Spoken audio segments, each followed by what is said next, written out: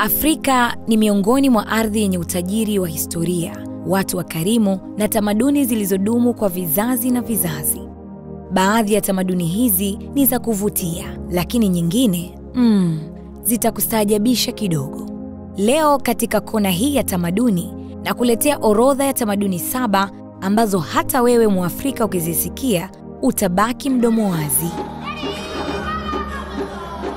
Namba 1. Katika jamii ya Wahaho nchini Namibia, badala ya kushikana mikono au kukumbatiana, wao hunusana. Unapokutana na mtu, unapaswa kuelekeza pua yako kwenye mwili wa mwingine na kuvuta harufu yake. Basi, unapofanya hivyo itatafsiriwa kuwa umetambua uwepo wa mtu huyo na umemkaribisha kwa moyo safi.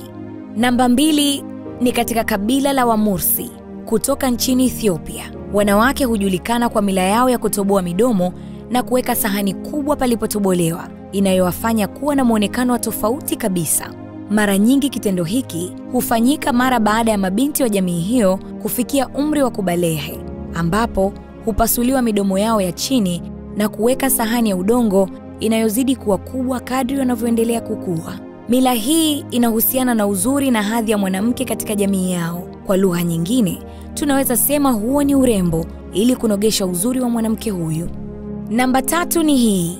Katika baadhi ya makabila Afrika Magharibi kwenye nchi kama Benin, Togo na Ghana, hutumia moto au chuma chenye joto kuchoma ngozi zao ili kuacha alama za kudumu mwilini. Hii hufanywa kama ishara ya ujasiri, uzalendo wa kikabila au hata urembo, na kwa baadhi ya jamii ni sehemu ya kupita kwenye hatua ya utu uzima.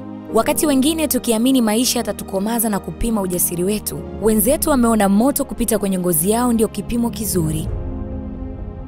Namba 4, tunarudi kwetu katika jamii ya Wamasai ambapo hupatikana zaidi Kenya na Tanzania. Katika jamii hii kupakwa mate ni ishara ya baraka. Tunafahamu wengi kuwa mate yanaweza kuwa chanzo cha kinyaa, hasa yakiwa ya mwenzio, lakini kwa Wamasai ni tofauti kidogo. Wazee hutema mate mikononi mwao na kumpaka kijana wanayembariki. Pia huweza kupuliza mate juu ya mtoto mchanga kama ishara ya kumlinda dhidi ya mabaya. Sasa swali ni, ungeweza kuvumilia baraka za aina hii? Namba 5, hii nafikiri itakushangaza zaidi. Katika kabila la Tujia nchini Cameroon, bibi harusi huanza kulia kila siku kwa angalau mwezi mmoja kabla ya harusi. Ndiyo, hulia. Tunafahamu wote kuwa ndoa ni jambo la furaha, lakini kwa jamii ya Tujia, mila hii inaaminika kuwa ni ishara ya heshima kwa familia yake na ni njia kuonyesha hisia zake kwa kuacha maisha aliyoyazoea. Wakati mwingine, mama, shangazi na bibi wa bibi harusi hujiunga naye katika kulia, kuonyesha mshikamano wa kifamilia.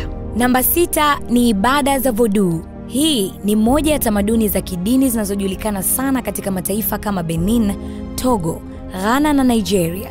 Ibada hizi huhusisha nyimbo, ngoma na wakati mwingine waumini huingia katika hali ya transi kana kwamba wanamilikiwa na mizimu. Hapo utakuta baadhi wakitetemeka, wengine wakiruka na wengine wakizungumza lugha za ajabu. Ingawa kwa wengi Vodou inahusiana na uchawi, lakini kwa waumini wake hii ni njia ya kuwasiliana na nguvu za kiroho na kupata mwongozo wa maisha. Tamaduni ya 7 na ya mwisho ni hii.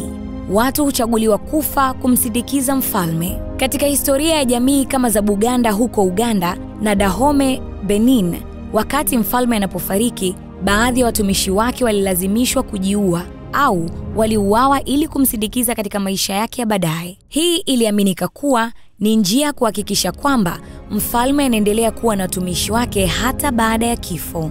Tukikurudisha zamani, unahisi kuwa mtumishi wa mfalme ingekuwa ni fursa au kamba ya kukuunganisha na kifo? Afrika ni bara la maajabu na kila jamii ina mila zake za kipekee. Baadhi zinaweza kuonekana za ajabu kwa wageni, lakini kwa wenyeji ni urithi wa thamani. Je, ni tamaduni ipi kati ya hizi imekushangaza zaidi? Tia neno lako kwenye comment hapo chini.